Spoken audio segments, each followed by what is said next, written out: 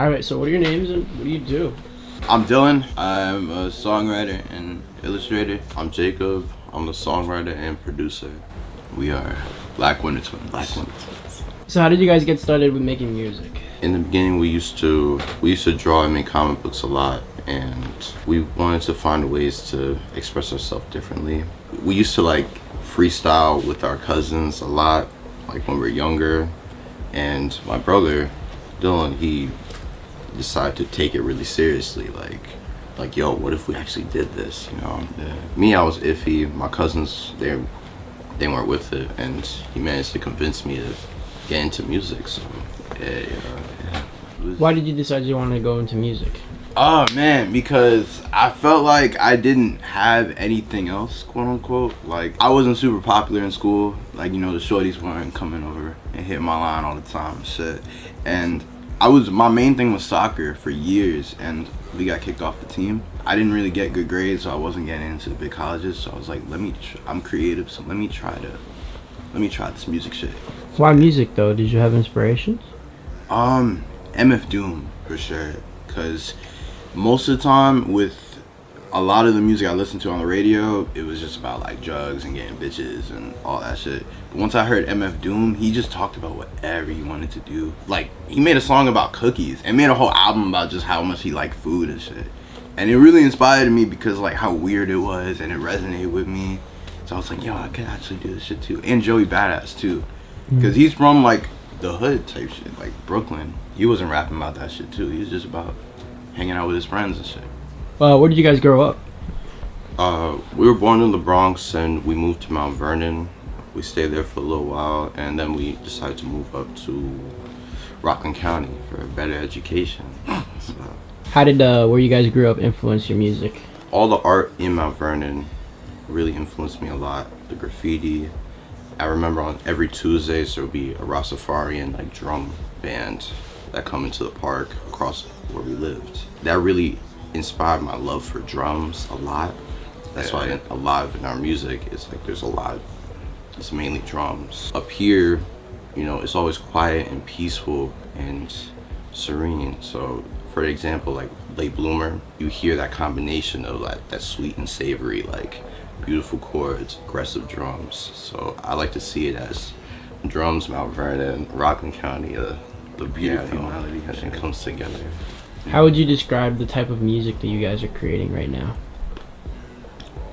Oh man, it always changes, but I feel like recently it's like soundtrack to the hero's journey type shit. You feel me? I'll describe it in 3 words: vibrant, abstract, and eclectic, or melancholy. Were there people in your household that listen to a lot of music? Where did this create? Like you said, you're creative naturally. That doesn't just spawn in, you know, like it comes from outside sources. Can you tell me about what that was like and where it may have come from? Our dad loved music. He always played reggae and rock in the house. And my mom, she loved 90s hip hop. She played Biggie, Tribe Called Quest, like crazy all the time. I think, and actually a fun fact about us is that our dad is a twin and they used to rap as well.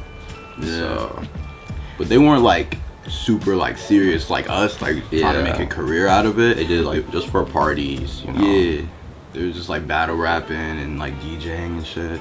Where do you guys want to take this?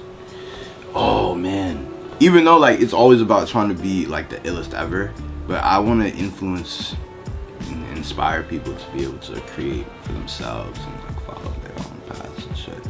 It's not even about like the fame. It's more like if we can impact just 10,000 people, that's it. You know, it ain't gotta be no big celebrity status. If we just impact 10,000, I'll be happy with that. What would you say your message is? Man, I believe in keeping the childlike energy close to you, not neglecting it, because I feel like when we're born as like little kids, we're automatically artists and we're creative and like wide-eyed and like holy shit, but then we're like conditioned out of it. So our whole shit, like the whole look, like the goggles and just you were at the show, like this fucking crazy shit, it's like getting that conditioning off you and just being like going wild, going just letting go and keeping the childlike energy, creating is the worlds that you can build, create your reality. So yeah. You said that you feel like everybody is born an artist. Could you kind of expand upon that thought? Because I feel like the whole thing with being an artist, it's not about like oh, what kind of keys you can play or what kind of tools you use. I feel like it's being curious. Exactly, being curious and being what if. Yes, asking beyond the surface. Because that's the whole key to making, I mean, people call it like experimental music, but I feel like that's music in general too. Just asking like, okay, what if I take these chords and pitch it down? Or what if I, you know, with this illustration, what if I put this nose on top of this eye or some shit? You know, it's about like creating something new, creating something that's true to yourself, you feel me? So that's the whole essence of being an artist. And when you see a kid playing with Legos or playing with Play-Doh, they never really sit in there and be like, how can I make the best plane or whatever. They're just creating whatever is in their head. Whatever comes naturally. Yeah. What advice can you give to your former self? The version of you that was just starting and maybe had this dream, now that you've made it to this point, what can you tell? What advice? I would say create more, create faster, and release more often. Just make stuff. Just keep making whack stuff. Don't be afraid to make trash, because you're gonna make trash. Like, you know, you can't be prideful of that, you know. So yeah, create fast, create more, and release more. Yeah, that's definitely true. For my younger self, I feel like this sounds corny, but like, I had trouble with like believing in myself a lot when I was a kid, and knowing that like, because like you have the vision in your head of whatever you want to do already, it's not just there for no reason. It's not like, oh, I guess maybe I can do it. It's more so like, yo, this is something you need to do. This is like a God-given gift, so you need to live this out, or else you bullshitting right now. Because what else are we gonna do? We're gonna like go to school because of our parents, trying to make other people happy, you know? So I would probably tell him that and just keep pushing. Tell me tell me a story of when you realized, maybe I can do this. When I was in high school, I went to an open mic. I was really shy, like I said earlier, I was really shy, and I never told anyone that I made music. So this was my opportunity to be like, all right, cool, like this is solidified. I'm gonna be a rapper, I'm gonna be an artist. And I wrote for weeks, practiced for weeks and weeks and weeks. And I remember I went into the building, the library, to do it, and immediately, I was late too, and immediately they was like, Dylan Evans, the next performer is Dylan Evans, to step onto the stage. And I was like, oh fuck, I can't do this. And like, I was literally about to just turn back around, and my guidance counselor took me and was just like, yo, just do it, you're already here. And I did it. I like blanked out on stage, and I did it, and I got like a standing ovation. People were clapping, teachers were coming up and shaking my hand and shit. I was like, yo, maybe I actually can do this. And from there, I just kept doing it. The story always changes, but I think last year, this artist invited us to his show, and we've been admiring his work for years. Like he was kind of like our hero, and he DM'd us saying, yo, I love your work, you're inspiring me. Oh yeah. When I come to New York, I'd love to meet you. I was like, what? Like I was so excited, like, yo, maybe I could do this. Even now, like, the pendulum of doubt always swings. You either feeling like an emperor or you feel like shit, you know? Yeah, so that was a good pick me up. What do you guys tell yourself when the pendulum swings in the way of doubt? It always comes back, always. So you just ride it out. I like to think of there was like an experiment years ago. This guy was testing out like how much people can have hope. And I mean, it's pretty messed up, but they would drown rats, and then they would take it out after about like 10 minutes. Right before they're about to drown, they take it out, dry it off, and then put them back in. And the amount of times they stayed up wasn't for an extra 10 minutes, wasn't for an hour, it was 36 hours. They just kept swimming like that. So just having hope that things will get better would keep you in the game longer. Yeah. Just keep swimming. Just keep swimming. The fucking Finding Nemo reference. Yeah. But yeah, and also it's always a hill after a valley, so shit's gonna get better. Also, like, you know, there's been bad times before. It's been worse. It could be worse. All right, now we can talk about your music. What do you guys got cooking up? What should the people listen to that you've already put out there, and then what direction are you taking it? Oh shit. Oh, okay. So what you should listen to is all of it, but I feel like the last two songs we've really kind of captured the music that I always wanted to make. So Hold Tight and Late Bloomer, produced by this guy, and the production and the writing has improved because we've been doing writing sessions for about a year now, and the whole goal of that was to 10x our skills, you know, because honestly my writing was lacking. Everything before Hold Tight and Late Bloomer was like, alright, you know, it's there, the energy is there, but now it's more intentional writing. Like, okay, I could write about my emotions and be honest and shit. So the shit that we have cooking up is a kind of like a docu album where most artists, when they release a project, they only show the final product, but we want to bring you in. We haven't even started. I mean, we started the project, but we're gonna take people step by step, day by day of creating it, and then like literally take them on the journey to release it. So it's like a documentary of us creating it, going out in the real world, just trying to make our life a work of art. So that's what to look forward to for probably the rest of this year. We dropped 3 videos for the documentary, so I'm just gonna keep showing you the creative process, because people are very afraid to show that side of themselves, you know, especially artists. Like you would see, like, even the big artists, they wait till after you already listened to the album a bunch of times, and then they'll be like, oh yeah, here's some documentary, and they never really show you in depth about it. It's always like little clips.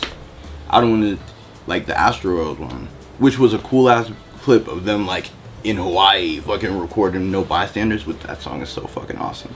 But like, I want to show you that shit in real time, so like when you build a relationship with the song before it's already finished, you know.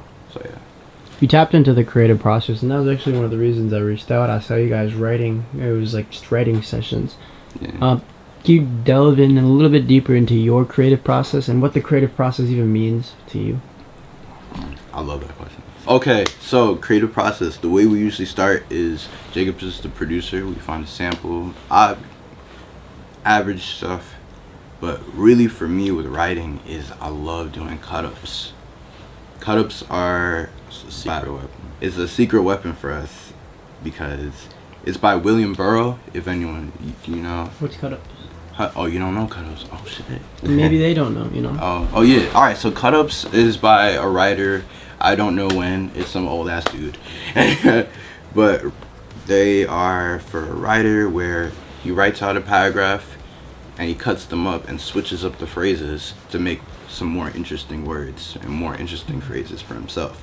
So now people like David Bowie, Kurt Cobain, I think the Beatles and Bob Dylan and Thom Yorke from Radiohead, yeah. They use that now. They would write a bunch of random lyrics and cut it up and switch it to make some more meaningful songwriting.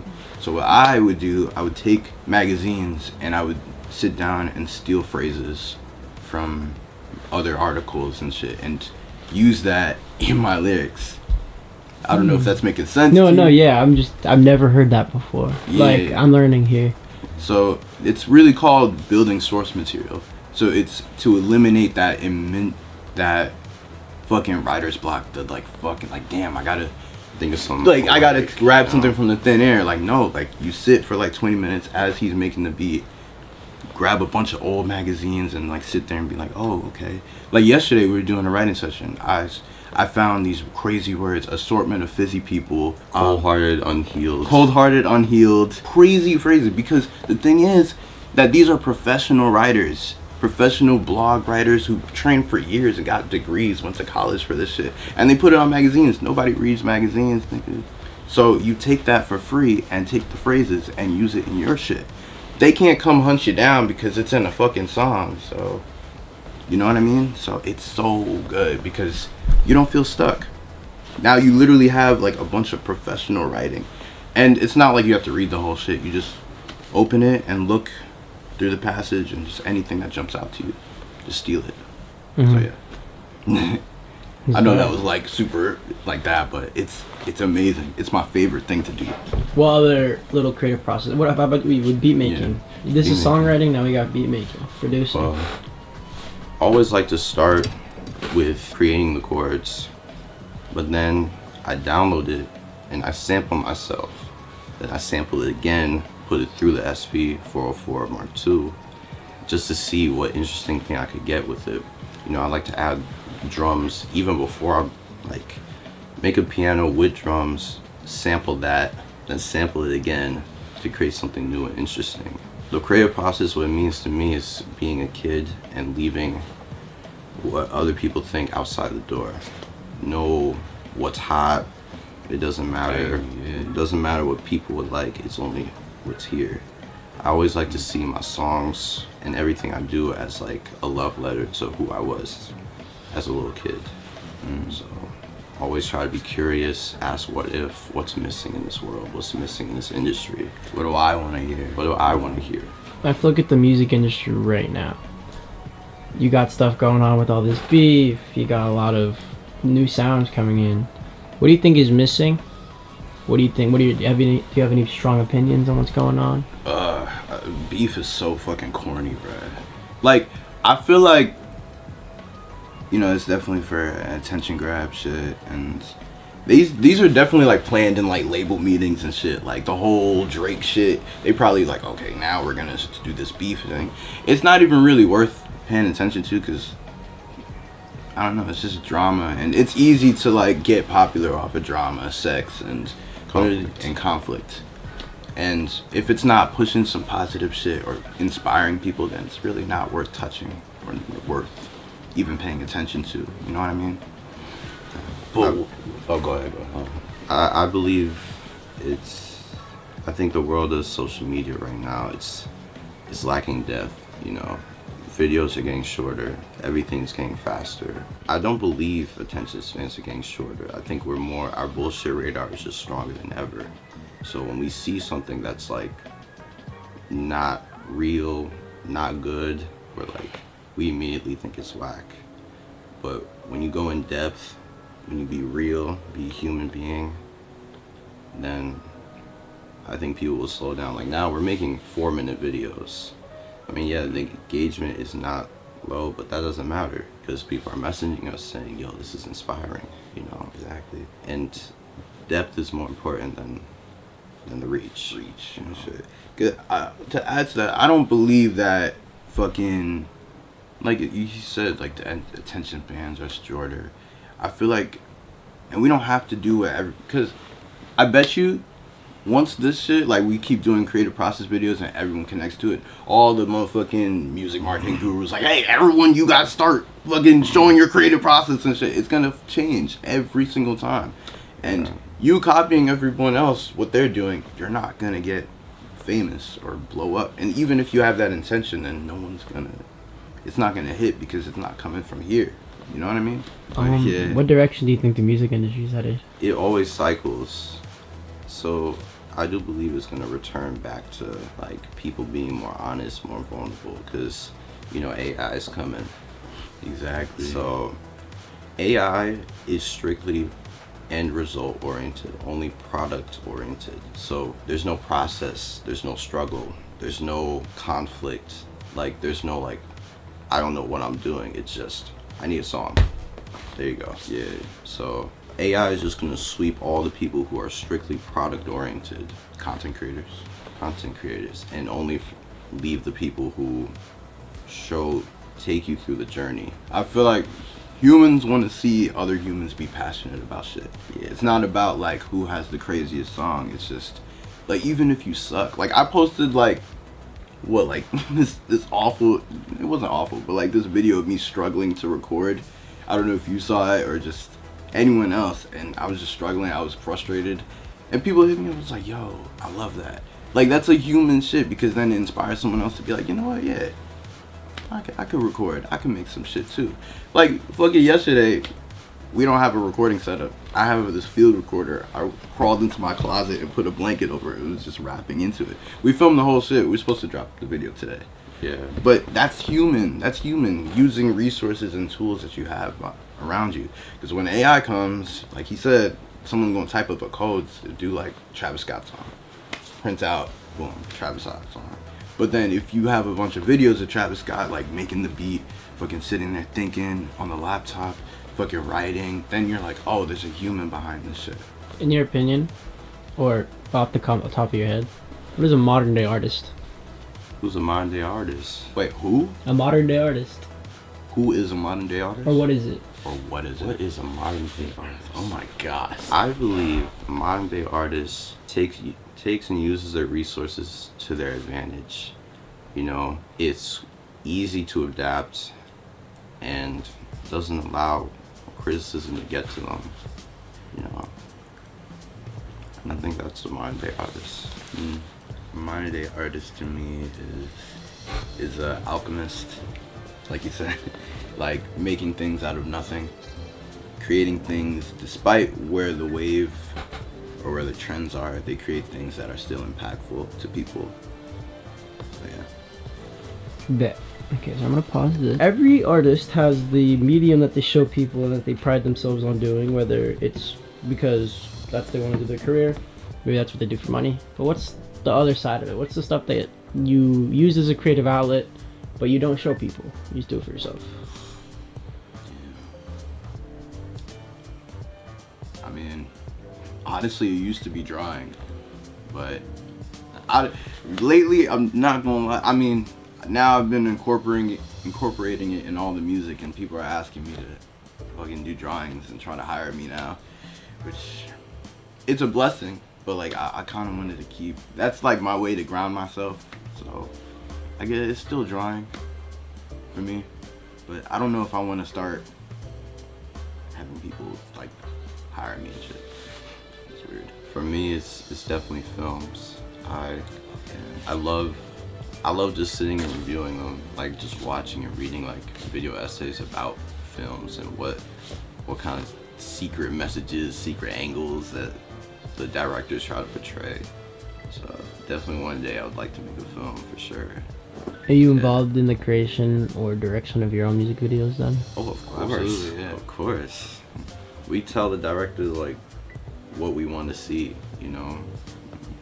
It's mainly us just sitting there planning, like, yeah, Like the mood boards and shit. We going on like 8 fucking calls with them. Like, yeah, you know what? Nah. I think we should be doing this now. Let me just change the whole shit. Let's fucking do this instead. yeah. Like, yeah, but it's weird. We have more directors hit us up than artists Than artists. to collaborate. yeah. It's weird. Is there anything else you just kind of want to say now that you have a little bit of spotlight? I believe the advice when people say just be yourself, I don't think people go in depth that much, because when you hear, or at least when I hear be yourself, it's like, am I being myself? I don't know. So I do believe what I'm doing now is just looking back and looking at everything closely, like everything I do, everything I wear, everything I listen to, and ask, why do I like this? Why do I do these certain things? Why do I wear this jacket? Why do I buy these goggles? Or, you know, asking myself why? And I heard from a friend of mine saying, the more you could connect every action and every activity you do to your child self, that's you. Like my hero would be like, yo, just be yourself, and you know, you'll figure it out. Like, what are you talking about? How? Yeah. That's true. All right, now we're on. I say you'll ask something like, what do you want your end goal in music to be? And if in the future you feel like you haven't achieved that goal, what would motivate you to keep going or to stop? So what would be the driving factor and you keeping, you know, that engine going, even if you're not where you want to be? And what would make you say, you know what, maybe this music thing isn't for me. Maybe I should just try to do something else. Your why? Yeah. I mean, what it's always been for us, it's like, what else am I gonna do? What's the alternative? What's the alternative? Like, realistically, I'll stop making music and then I'll do what everyone else is doing. But then the reason why I stopped doing what everyone else is doing is because it was unfulfilling, and I wasn't connecting to that. So might as well just keep going. And the possibility of becoming the most undeniable artist ever and changing the lives around me and helping my friends, helping my family out to elevate. That's all the shit that I really need. For real. And helping strangers who need it, you know? Exactly. And I do believe that everyone's story matters. And my story counts too. So Even if you're not from the hood and struggling and shit, you know, because not everyone out here selling drugs and shit. Not everyone out here toting guns and shit. We don't do that shit. So most people grew up a regular life, and if you speak from that truth, then people will resonate with you. What question do you have for the future guest? Oh man, what impact do you see yourself making with music? And if you do make that impact, how do you see that happening? if you were to retire from what you're doing right now, what would you do what would be the next mission? Are there any people that have supported you along the way that you would just like to shine a little bit of light on? Maybe even potentially get them on the podcast? The guy you met out there, Yeah. Fly High Drew, he's on Hold Tight, and he's a great artist. I was inspired by him before I even made music, and I would always kept up with him for a while. So then years later we get to link up and collaborate, and it's like, and he was like, yo bro, like you inspired me to make better music. I was like, yo, what? You inspired me. You inspired me. So definitely shout out to him, definitely have him on there. Yeah, that definitely helped me. Shout out to my biology teacher for believing in me. Shout out to our cousin. He always listens to our music, you know. Yeah. He's the only person we send demos to, and he gives us honest feedback all the time. Yeah, Shout out to you till then. Alright, well, thank you so much for sitting down with me, guys. of course. I appreciate it. Where can the people find you? Everywhere. Fucking Instagram, Black Wonder Twins. Spotify, Black Wonder Twins. SoundCloud, Black Wonder Twins. YouTube. Everywhere. Except for fucking Twitter. And Except for fucking Twitter. TikTok. No TikTok? I'm not on TikTok either. Yeah, nah, I'm not. Alright, any last words? Fucking bye. Bye. Bye.